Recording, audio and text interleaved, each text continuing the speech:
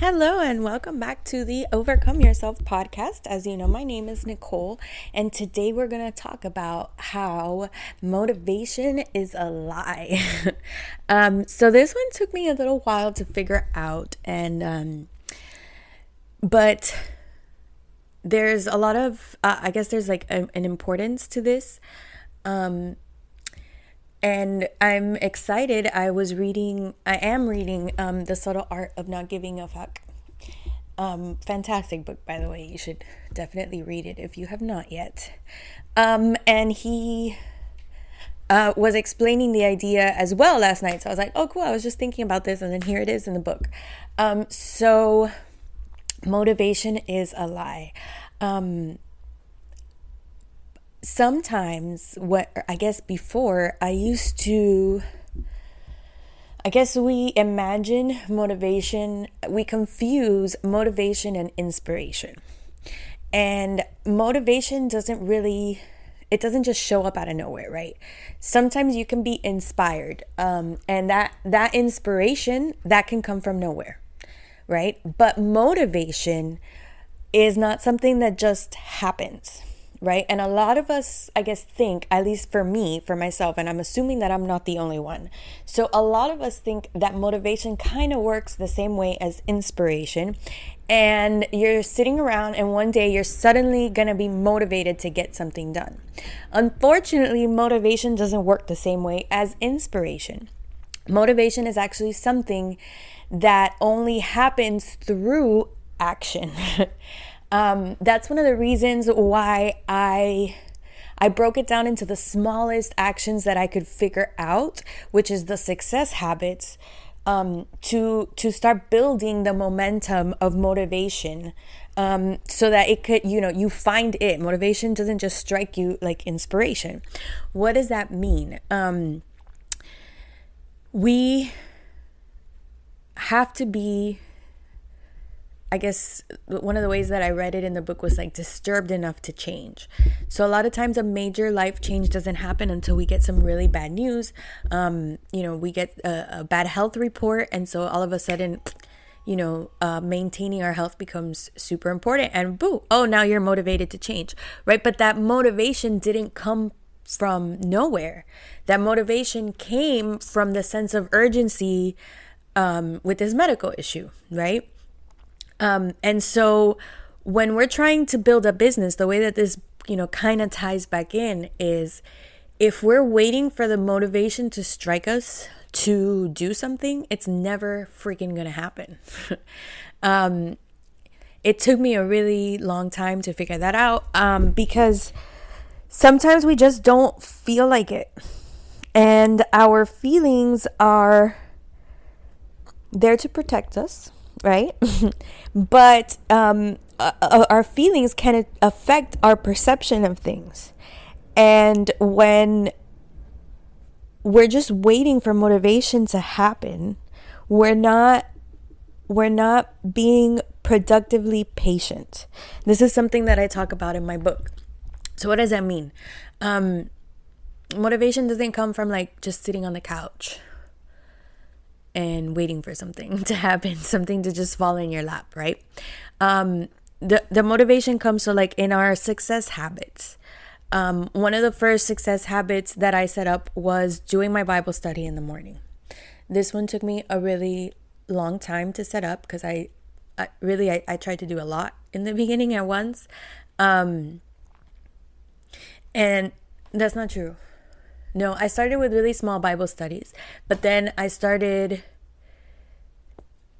did start a Bible study that was just really long. And so it was kind of hard to keep up in the beginning because it took longer than the other ones that I did, whatever.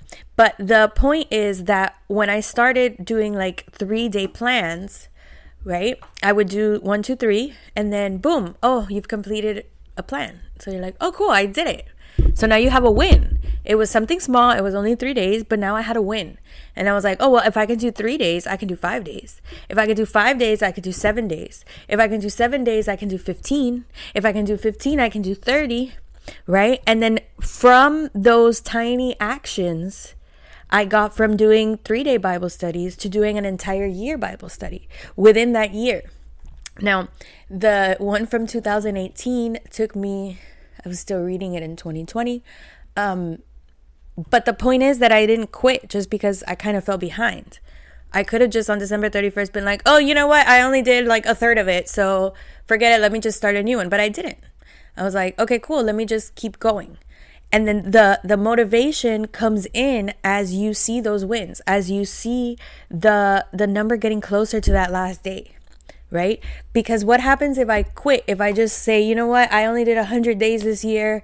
Let me just start over and do it next year. Well, now I'm reinforcing the quitter.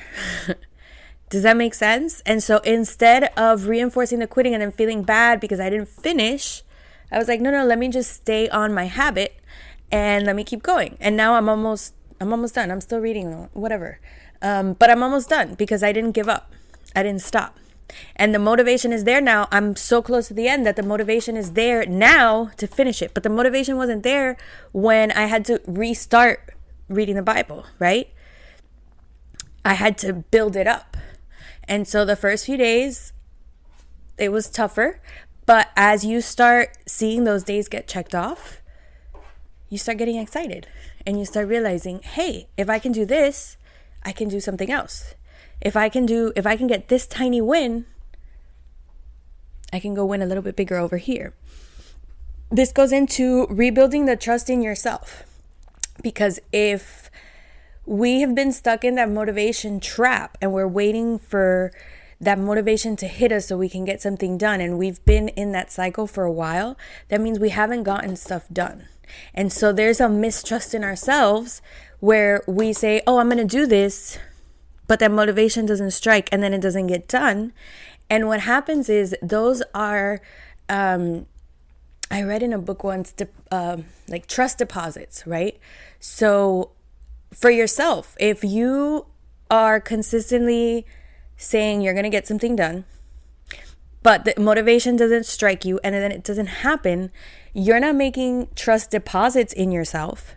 You're making trust withdrawals. And at some point, at what point is it going to be at zero? Like you can't keep going. You know what I mean?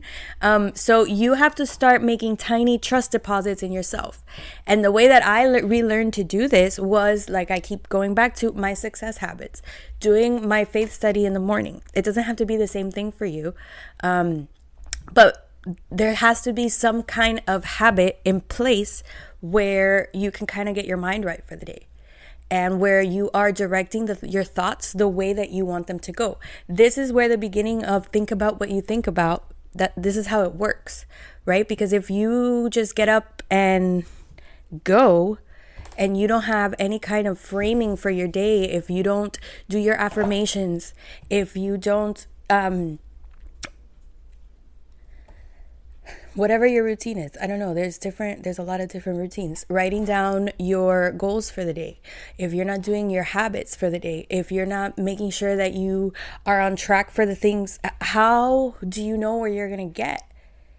Like, on a map, if you're not following the road, if you're getting off at every exit and you're not doing what you're supposed to be doing and you don't keep driving, which is your habits are taking you down that road, you're never going to get to where you're trying to go. And so the motivation comes from those tiny little habits that you're building up. Because what happens is, as you start doing things, you're getting confirmation that you can. As you start doing things, you're building up momentum. And as entrepreneurs, we need momentum, right? It sucks as entrepreneurs when we're like, go, go, go. And we don't have momentum in our lives. We don't have projects that are coming in. We don't have people that we're talking to. We don't have ideas that we can build into something. That kind of like sucks the life out of us, doesn't it? So our job is to make sure that we have our success habits in place so that when those opportunities present themselves during our day, we are fully like mentally ready to see the opportunity. That's our perspective. Appreciate that opportunity and be able to do something with it. Because if we are waiting for motivation and an opportunity arises in our day and we just don't feel like it, We won't do it. And then a few months down the line, you look back and you're like, damn, I missed out on an opportunity. And that's happened to me. And that's why I don't want you to fall into the same trap. So motivation doesn't come like inspiration. Motivation comes from action. And so in order for us to get motivated to continue building our businesses, we have to put in the actions necessary to build up that motivation. Yes. So I'm really excited because I am in the process of building up my motivation myself even more as my business continues to grow. And one of the things that I am working on is getting interviews with other experts.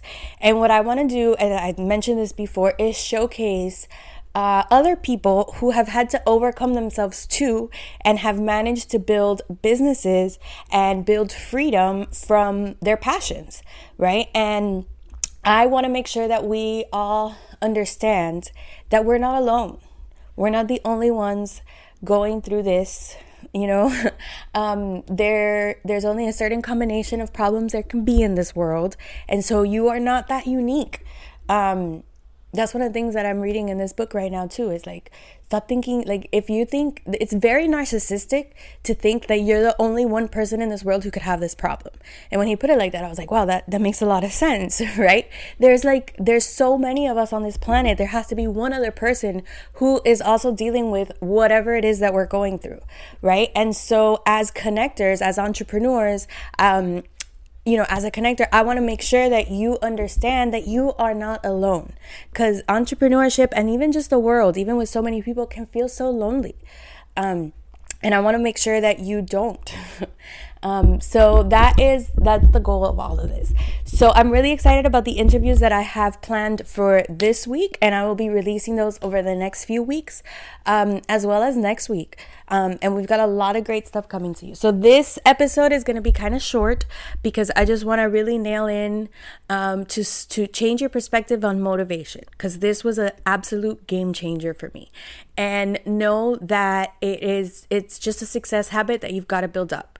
And once you are in action, right now what you have, and I was talking about physics with someone, what you have right now is kinetic energy. It's possible energy. But until you get into motion, that energy, there's nothing you can do with it because you're just sitting there. And so the only way that you are going to be able to make something happen, to get motivation, to fuel that motivation, is to get into action. Okay, so the whole point of everything, don't forget, it's imperfect action. It does not have to be perfect. None of us are perfect, and people kind of like when you make some mistakes, because then you know what, she's human too. Okay, so if you send out an email, I've done this, and you know what, you forget to replace links, and then somebody's like, oh my God, you fucked up the links in this email. Guess what? You go back, you send a new email, and you move on with your life. Nobody else noticed, okay? It happened to me. So just go out there, get some things done, because it's the only way that we're going to learn. And honestly, it's the only way that we are going to find motivation. So thank you so much for listening. And next week, I want to talk about how entrepreneurs defy the laws of physics. I'm super excited about this. So I will see you next time.